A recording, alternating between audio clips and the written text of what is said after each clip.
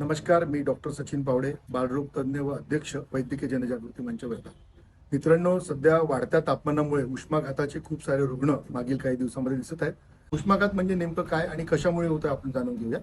अत्यंत आपण उन्हात गेल्यामुळे शरीराचं अंग झाकलेलं नसतं. अशा वेळी शरीरातल्या पाण्याची वाफ होते. आपण पाणी कमी पितो.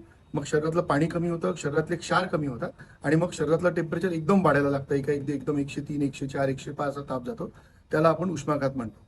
तर सर्वप्रथम हा उष्माघात होऊ नये म्हणून आपण काय काळजी घ्यायची हे आपण बघूया. सर्वात प्रथम उन्हामध्ये दुपारी 12 ते 3च्या मध्ये सहसा बाहेर निघणं टाळावं. महिलांनी सहसा दुपारच्या वेळी गॅसजवळ स्वयंपाक करू नये.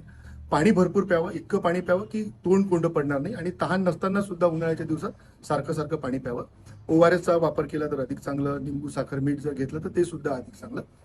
एकंदरीत पाण्याचा वापर आपल्याला भरपूर करायचा आहे. नंतर आपण जर बाहेर निघत असू तर शरीराचा भाग हा पांढऱ्या कपड्यांनी झाकायचा आहे. शक्यतोवर डोकं आणि कानाचा भाग हा आपण पांढऱ्या कपड्यांनी झाकायचा आहे.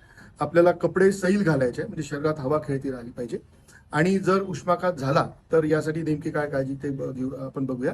ज्या रुग्णाला आपल्याला दाखतं की उष्माघात झालाय किंवा अंग एकदम गरम पडलाय आणि रुग्णाला वारंवार ओआरएसचं पाणी प्यायला द्या आणि लवकरात लवकर डॉक्टरांचा सल्ला घ्या.